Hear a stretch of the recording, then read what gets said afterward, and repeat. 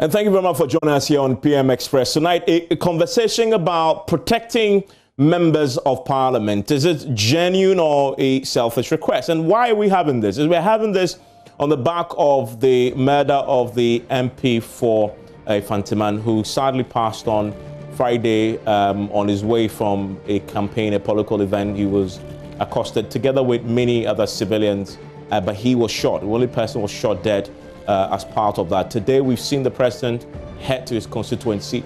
We've seen the minority leader. We've seen the majority leader. We've seen the Speaker of Parliament all head to his constituency to commiserate with the family members. Now, in the wake of all that, we've also seen the attack on the family of the Tarkwa Nsoatiem MP, George Miracle Duka, who tonight is asking the police to get to the bottom of what happened to his family. His family was attacked brutally. Knives and machete was used on them, severe injuries recorded as well. It appeared that was a targeted attack on him. In the wake of all that, there is now strong calls from the parliament for the MPs to be given enhanced security. In fact, the minority leader today, while visiting the family of the late MP for Fantiman, make the point that they are going to be embarking on a charm offensive to get the public on the side of the members of parliament so they can have the enhanced security for each member of parliament. That is a conversation that always generates a bit of controversy. No matter how sad and tragic it is a conversation about what is best, protect the MP or make sure the security is enhanced for every citizen. We're going to look into that tonight as we look at the security situation in the country tonight. I want to start tonight by going to Fantiman, where, of course, the sad incident of the passing of the MP happened today. As a president, the leadership of parliament all visit today with a sound call for members of parliament to be given enhanced security. This is Kojo Nyako's report. Today, the home of the slain MP has received two important visitors. First, the President of the Republic. The President was here to commiserate with the family. Here was the wife of the late MP, the children, and then the mother of the MP. President Akufo-Addo has been assuring the family that everything is going to be done to ensure that justice is served.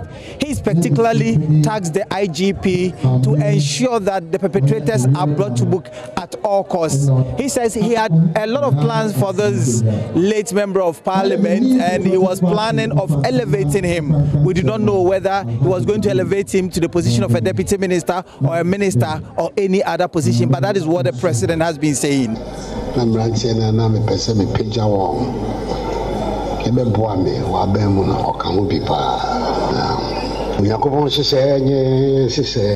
He was part of the young men that I wanted to elevate to help me in my government. What has happened hurts this government and all of us. We are in deep pain. But for this case, the IGP should ensure that the killers are apprehended for them to face justice. We must do everything to ensure justice is served.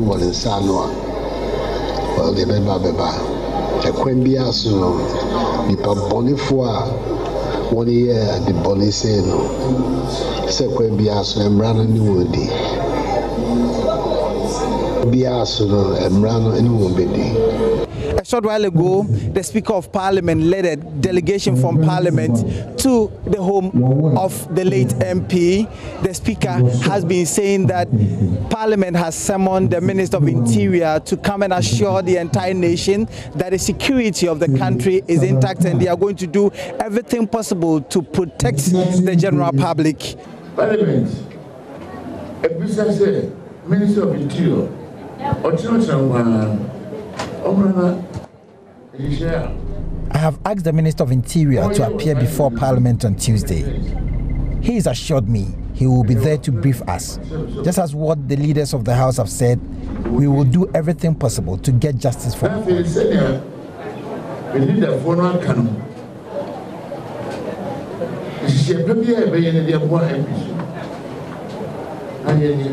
Minority Leader Haruna Iddrisu has been saying that Parliament will soon be courting the support of the general public for the security of the nation to be worked on. He says that it is not out of place for them to seek the support of the general public, for them to provide some protection for members of Parliament. This must be a rude awakening for reform of policing in Ghana and for proper policing in Ghana. And therefore all of us are united today behind our Speaker to express our profound sympathies and condolences to the family for this unacceptable loss of a cruel murder of a member of Parliament, a fine gentleman, Eko Hayford. We demand that the only way we can eulogize Eko Hayford is for justice to be seen set, whilst we call on the police to improve the general security landscape of the country, particularly for all Ghanaian citizens. It is not asking for too much if we say that MP's personal protection and safety be elevated and enhanced for purpose of securing our lives. At the appropriate time, we will seek public support guided by the Speaker to demand those reforms of policing. So do accept my sympathies and condolences. The Majority Leader has also been speaking about this late MP and has been eulogizing the MP. He says that they stand with the family in grief and they will do everything to support the family.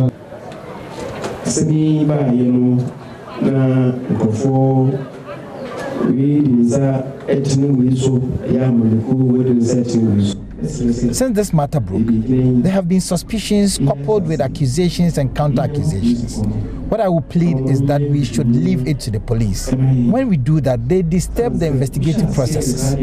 Let's remain calm and support the process.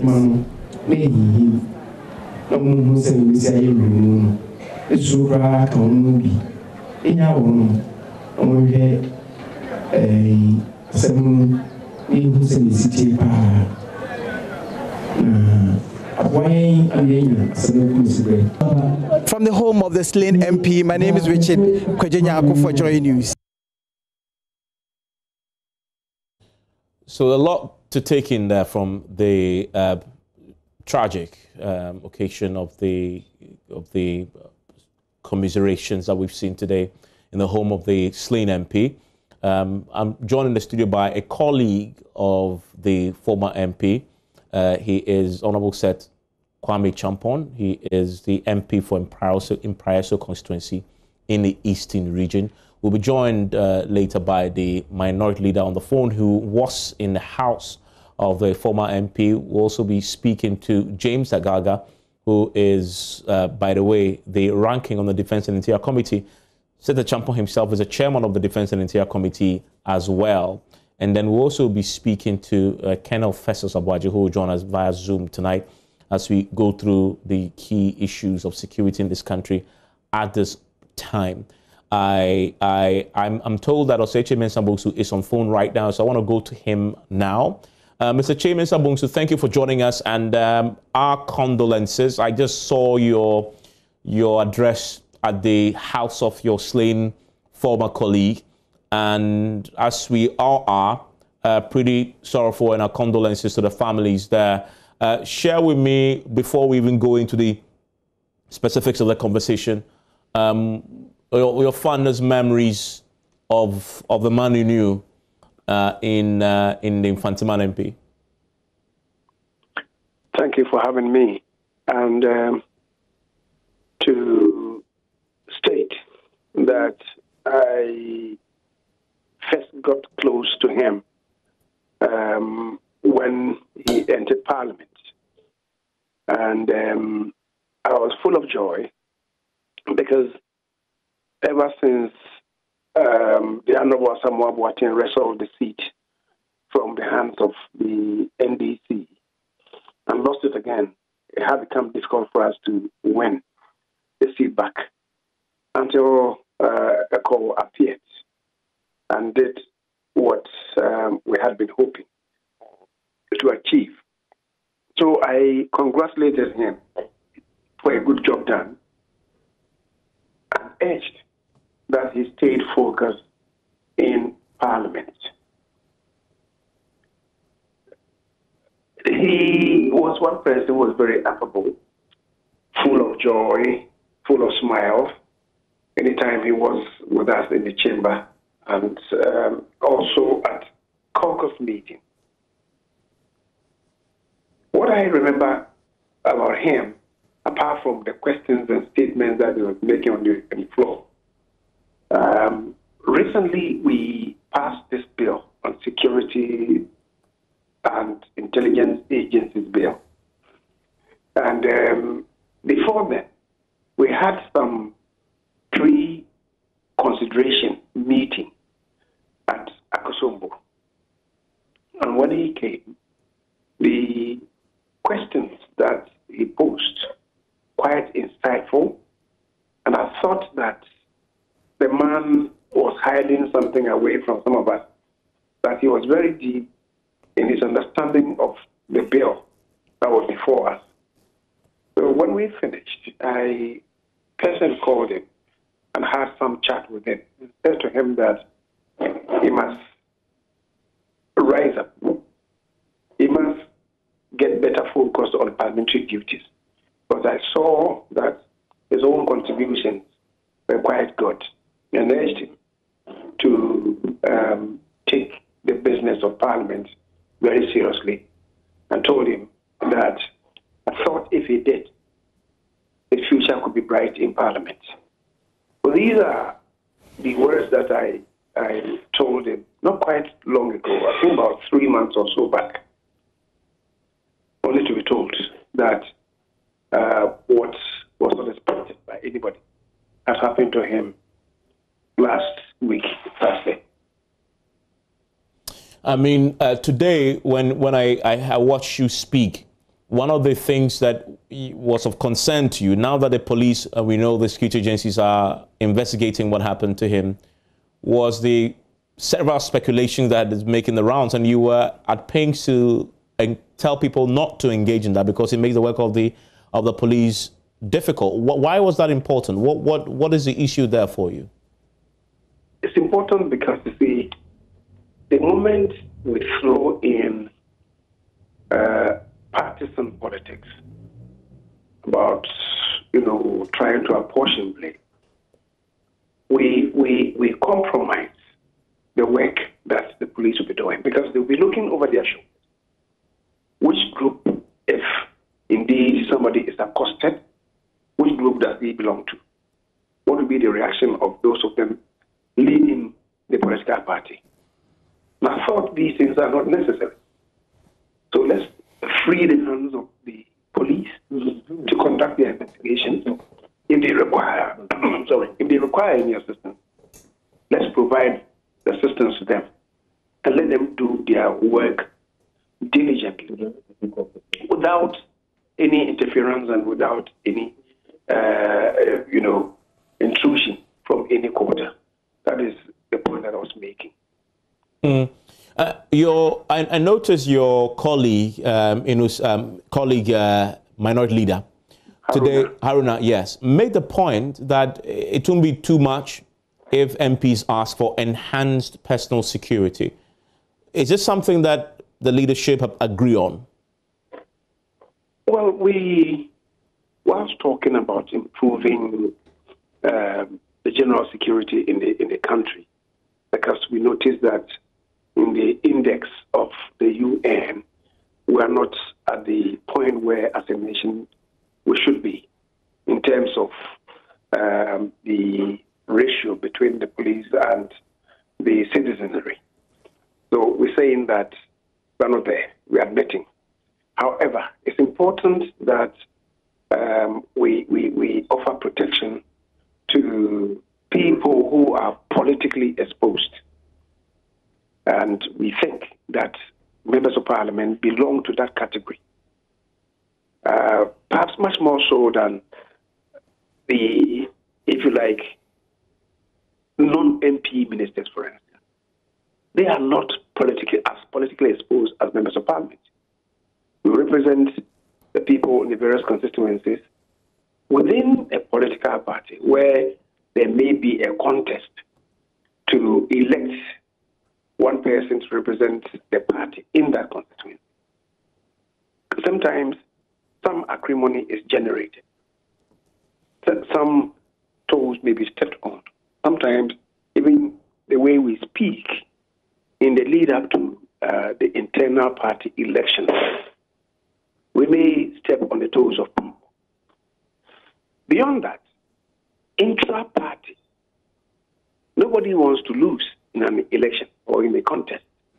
So the party that wins and the party that loses, sometimes some acrimony is also generated between the supporters of the two parties.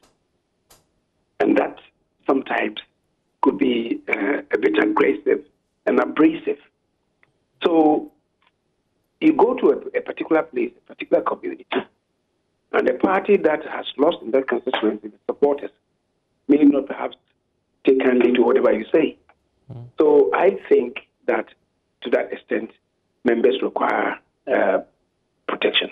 Beyond that, let's face it, as I said today, not all the fingers of a person's hand are equal in length. I think we must admit to this.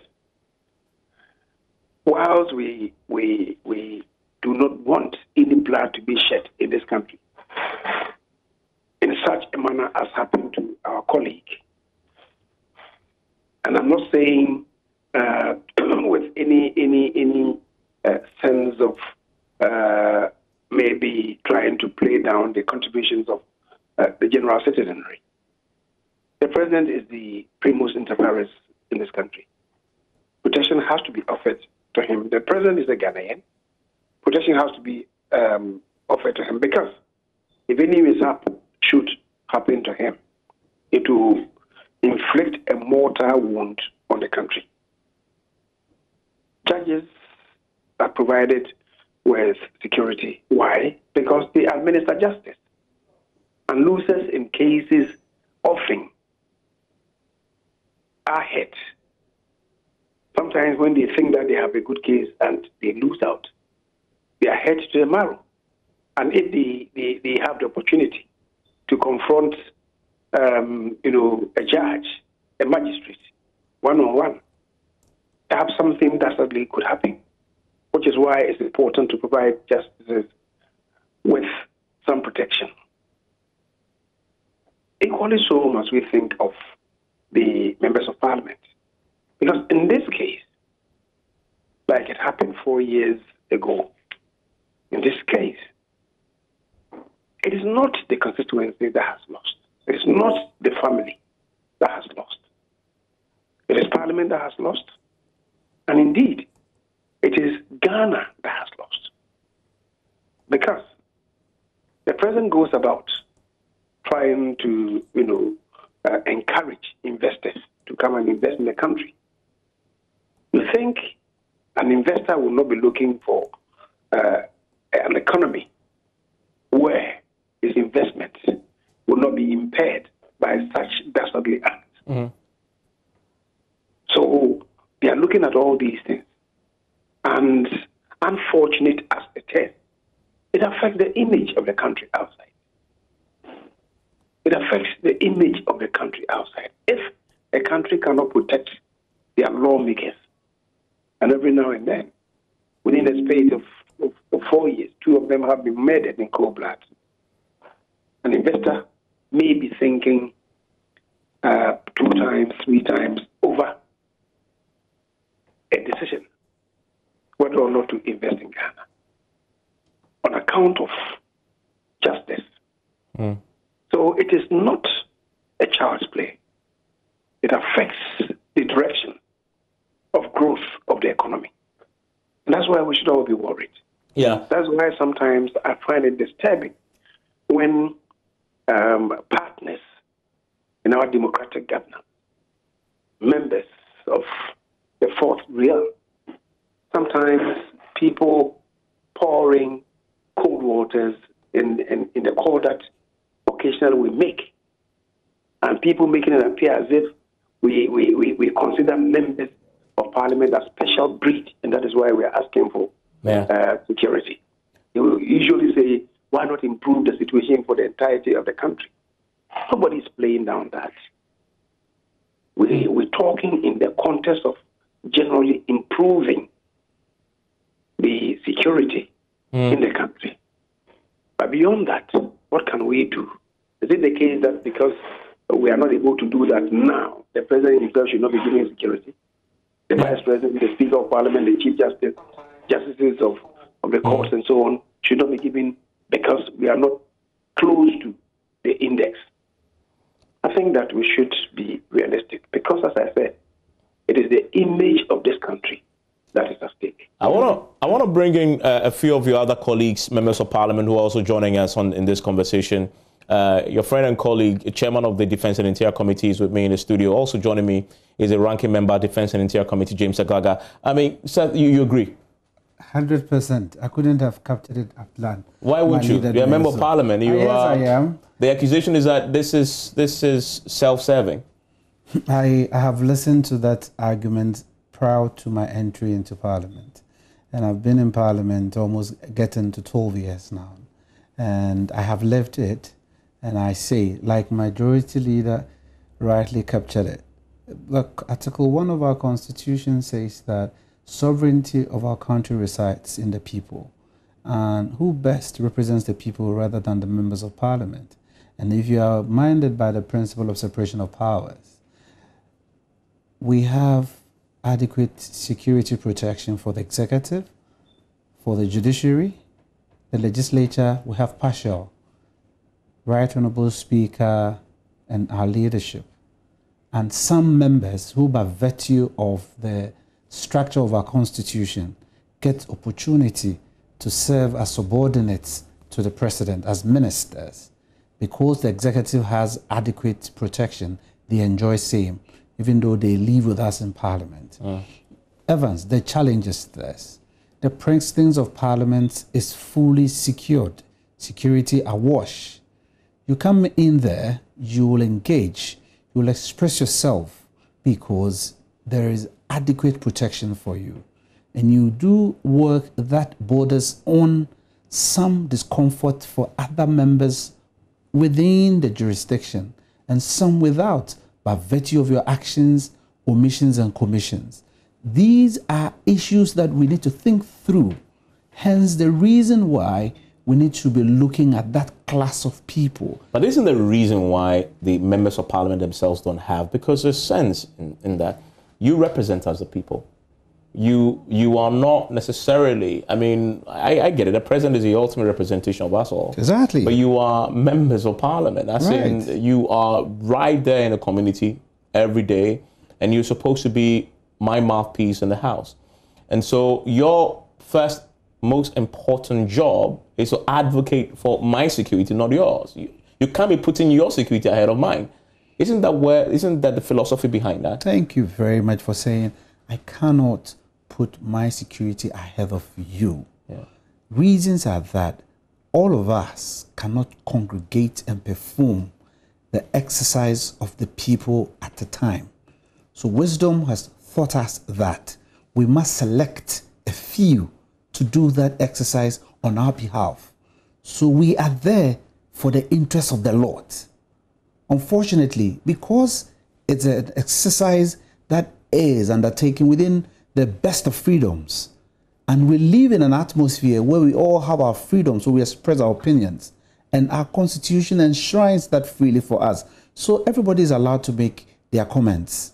But the fact remains that all of us cannot congregate in that chamber. And so you have selected a few. Security analysis demands that why would we bring protection to that edifice where we go to meet in if it was not proper to keep security there? Yeah. So the elements who go in there to operate, when they say what they have to say in there, and you say they are free to say whatever they want to say in there, they do whatever they do and they move out because in there they are safe. And when they get that, why did the Constitution say that on your way to represent us as stewards, nobody can serve you in the process. Why would you say all these things? It is because there are special species within the security analysis equation. Don't look at us as you are not a human. special species. I'm not saying we are special species, but in the context of this narrative, that is how I say it so. We can never be special. I'm ordinary Ghanaian. So in what context? In the context of what? Your representation of the people? In the context of the discharge of your duties.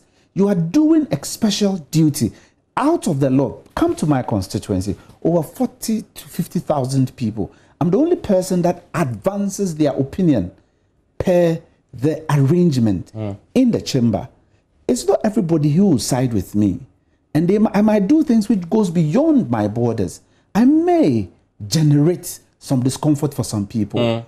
And if on my way from where I am discharging that stewardship to where I'm supposed to take abode and rest, I have protection at where I discharge the duties. I come to my abode for rest. I have no protection. If something untoward happens, we will jump, we'll express our sympathies, we'll express the condolences.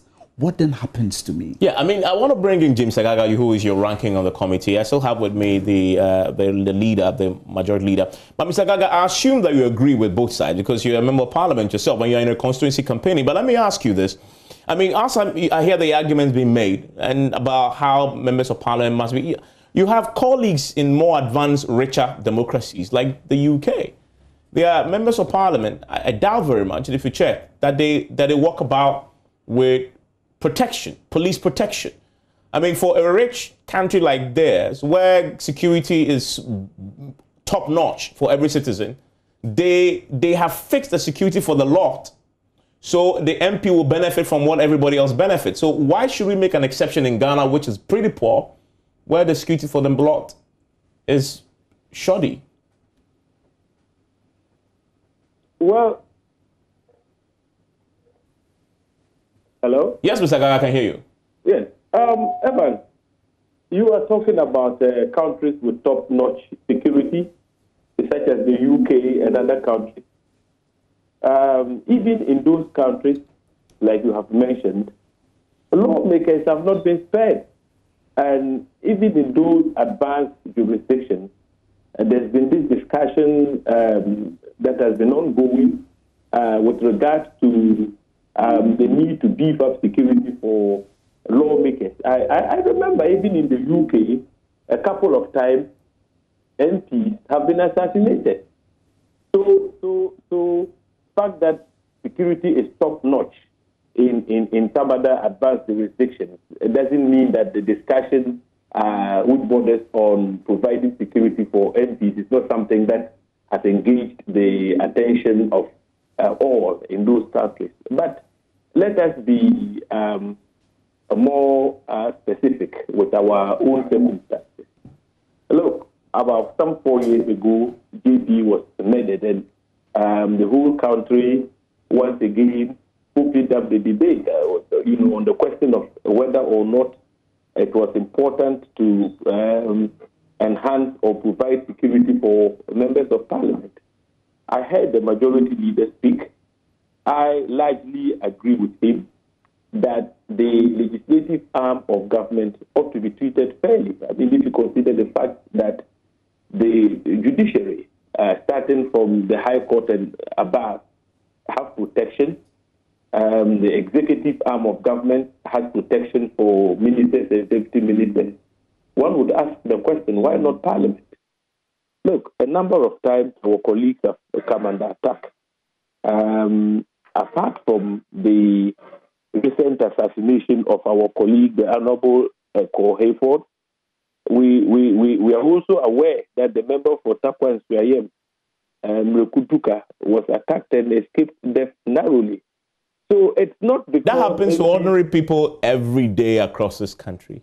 Absolutely, but the explanation has been proffered that by the nature of the work of members of parliament, we are more vulnerable. That's not to say it is not important to enhance security for the country as a whole. If you ask me, I would say the general security situation in our country is very worrying, exceedingly worrying. The rate in terms of murder, kidnapping, and so on is very alarming. So some effort needs to be made to improve upon the general security situation in our country. Yeah, but like until that is done, do you accept that we cannot provide individual security for you until that is done? I don't think so. What is the number? The number under consideration here is 275. And out of the 275, the MP ministers and MP deputy ministers already have protection. So you probably would be looking at providing security for half the number that we have in Parliament. How is that difficult? You see, we just haven't made the effort. We just haven't made the effort because, look, we are very, very exposed, even more exposed in some cases than judges. My colleague, the Honorable Seta Champong, has made the point that, look, when you step onto the floor to participate in the debate, sometimes you make utterances that clearly offends a lot of people. Some may buy into your submissions or arguments on the floor, but some may also disagree with you. There are those who sit on the lunatic fringes that would want to take the law into their hands and visit harm on a member of Parliament simply because of what you have said on the floor of the House. So if you look at the level of exposure that members of Parliament could be subjected to in those circumstances, I should think that we will not be asking for more to say members of Parliament be given some protection. Look, in times past, we didn't even have a police station in Parliament. And I remember vividly how we made attempts. At that time, I was Deputy Minister for the Interior to open up a police station within the precincts of Parliament. That has gone a long way to beef up security within the premises, the precincts of Parliament. Now we have a police command, a district police command that provides security for Parliament. So there is some deployment, permanent deployment in and around Parliament. Beyond that, we have had assurance in time with that number that the police population ratio needs to be improved upon. This government told us that they were going to recruit 4,000 additional hands. So if they have recruited 4,000 additional hands, why can't we allocate, say, 100? Because like I said before, close to half of the number in Parliament already has protection because they also belong to the executive arm of government. So you would not be looking at 275. You'll probably be looking at half the number, maybe 100 or 150. That is not too much to ask for. Well, I want to bring in Seth on this question about the general security situation shortly, and then when I return from this quick break, I'll get Chairman Sabongsu's final thoughts on this all-important. So how exactly does Parliament plan to proceed now? We got a sense of this from the Speaker today. The Speaker of Parliament was also there in Infanteman, and the Minority Leader talking about, Parliament obviously is in session and how. So how exactly do they plan to proceed with this, approach of trying to get the security for themselves? I'll get him to answer that quickly, and then I'll come to the general security situation that Seta Champong must address. Stay with me.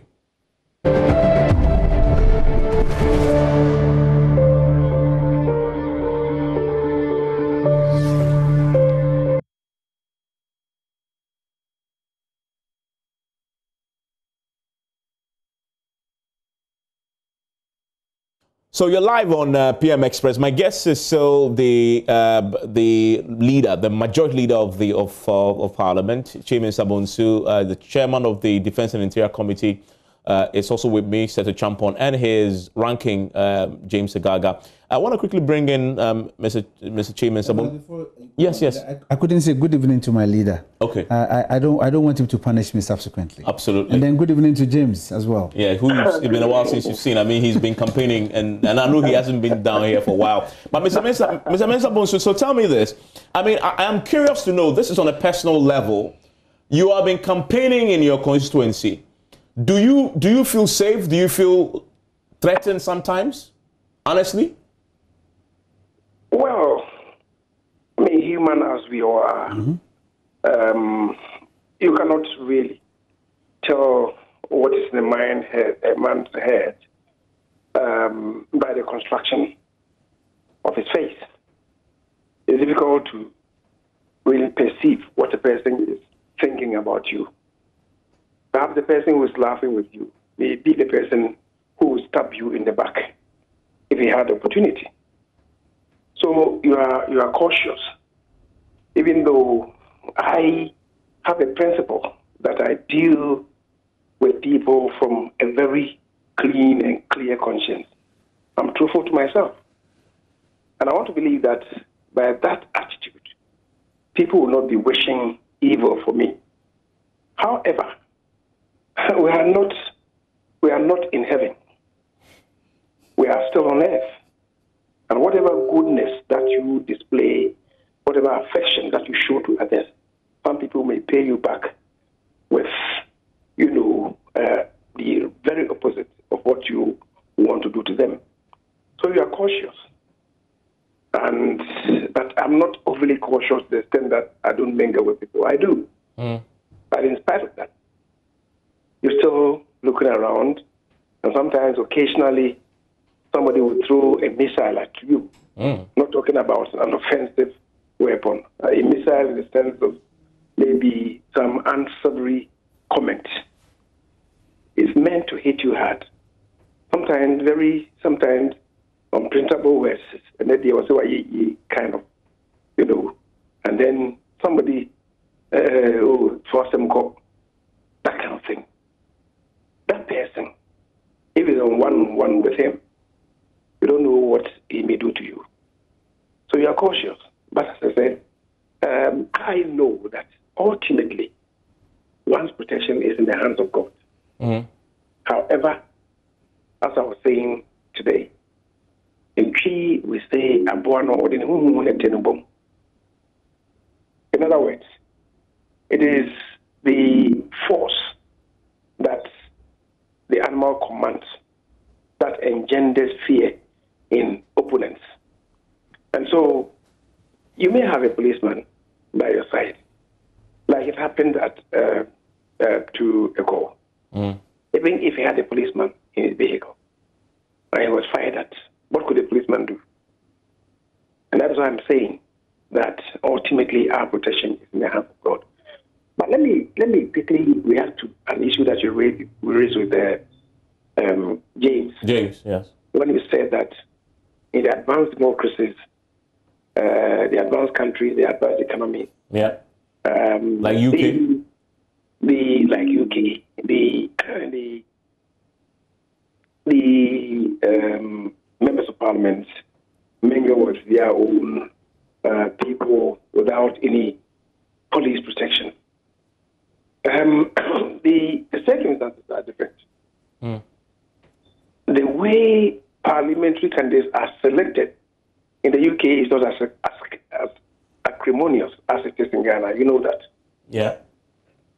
And it's not a do or die matter in the US. It's a do or die. It's a do or die matter in Ghana. Huh? That's how some people take it.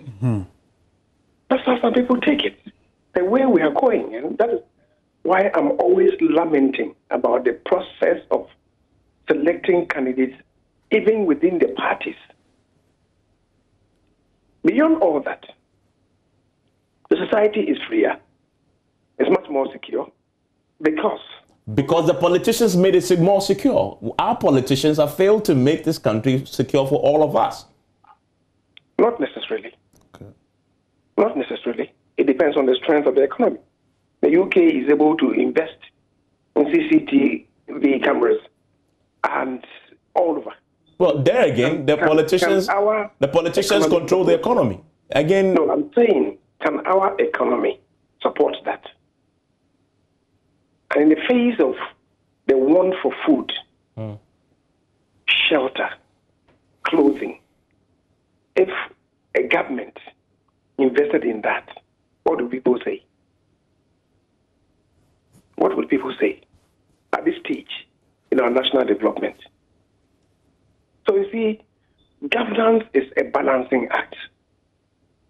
Things that perhaps could be done maybe 10, 20 years from now may not be done today. You may not be able to do it today because people may think that it's extravagant or luxury.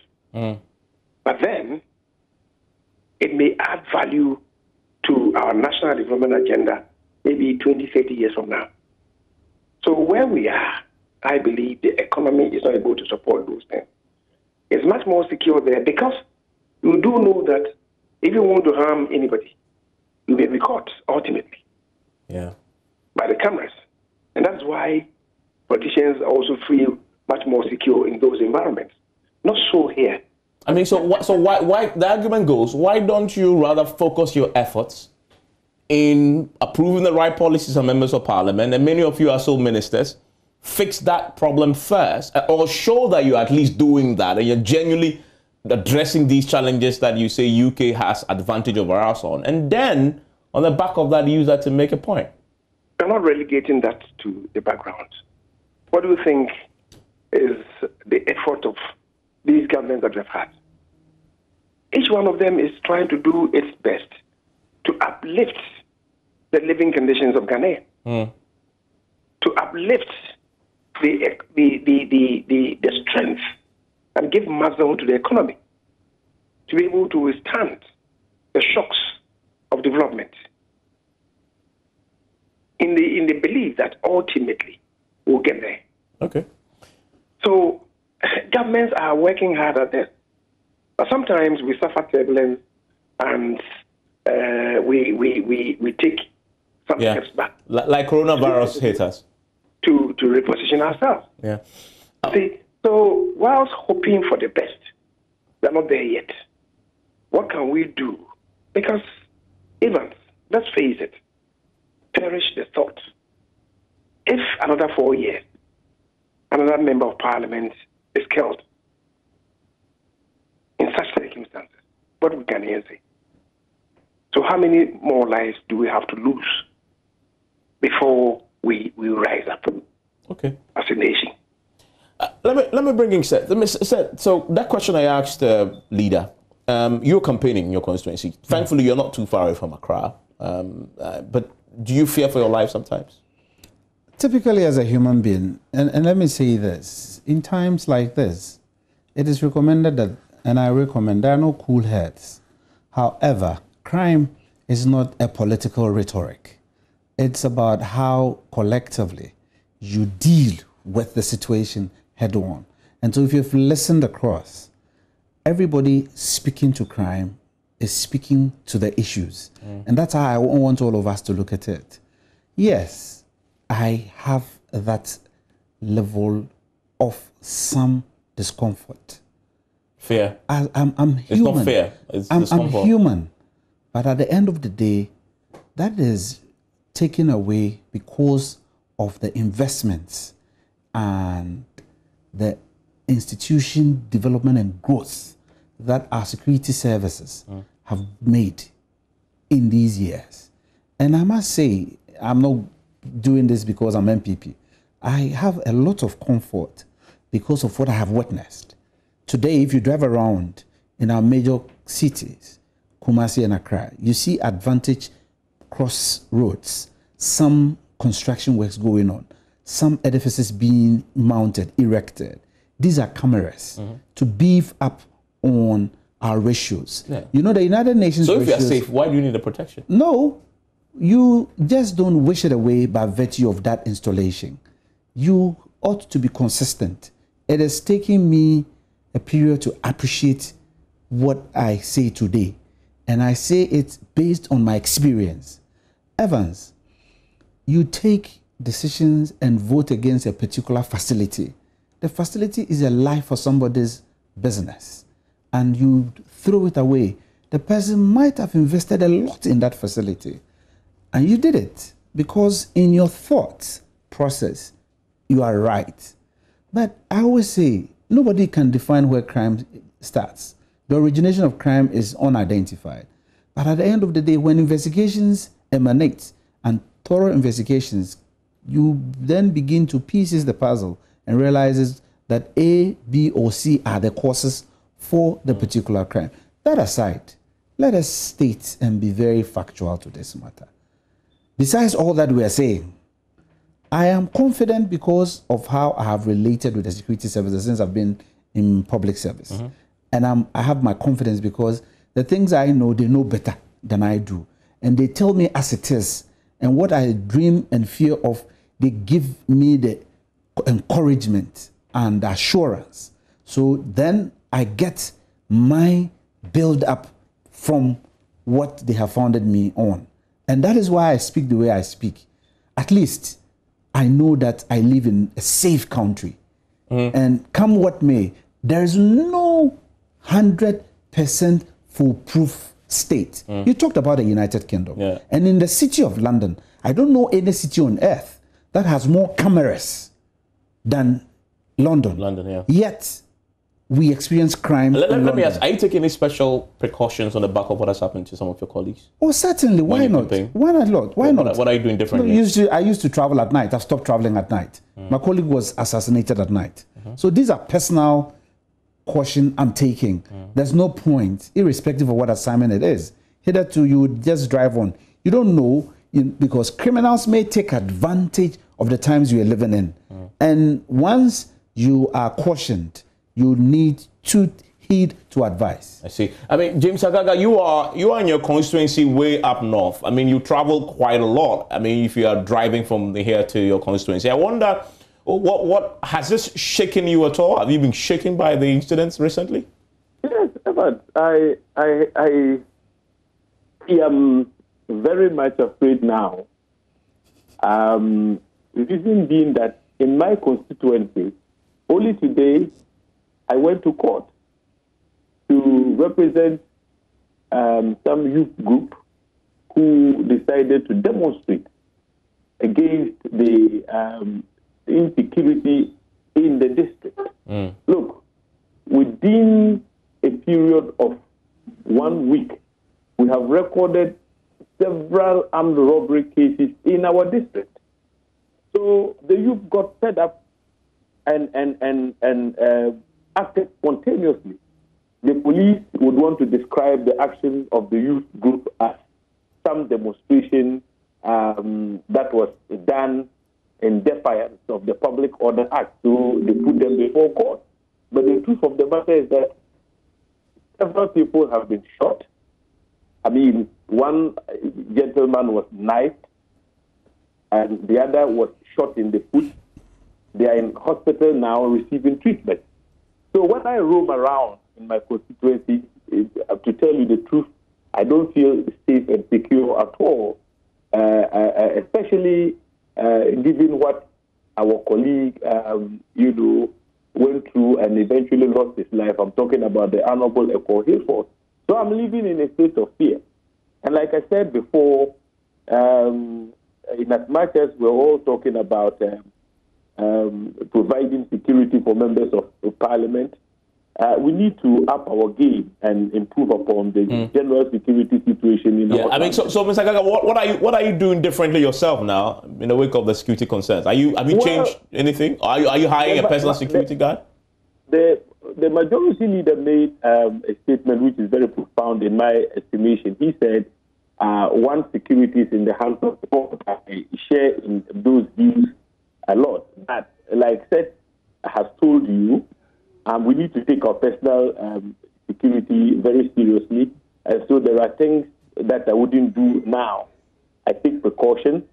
I know it's very dangerous to travel at night. But at the peak of the campaign, you can't also avoid operating in the night. In my part of the country, this is the time for harvest. People harvest their crops on the farms and so on. So if you have to meet them, you can't meet at the top of the day. It has to be at night.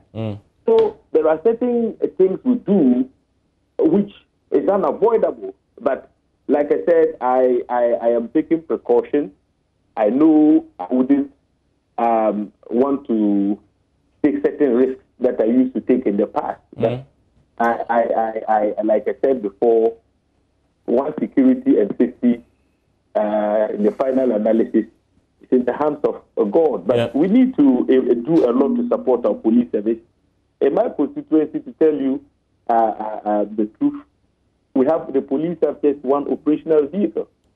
In times past, they used to have 3. But this is a very large police command. I mean, the Sandema District Command actually oversees the Bulta South District. You know, and yet they have just one operational vehicle at their disposal. So when some attack occurred in Tutuliga, the response time of the police was nothing to write home about, and that is through no fault of theirs. Yeah, I mean, and it's what that complaint is. Many will also have that. I want to go briefly to the minority leader, very briefly, leader. So, James Abonsu, so tell me, majority leader. You said minority. Sorry, majority leader. Very good. James Abonsu. James is in the minority. Yes, the majority leader, Mr. Abonsu. So tell me, what happens now? Now that there appears to be some consensus among the members of Parliament that this is what should happen, what would happen in Parliament as you move this along to get the protection you're asking for?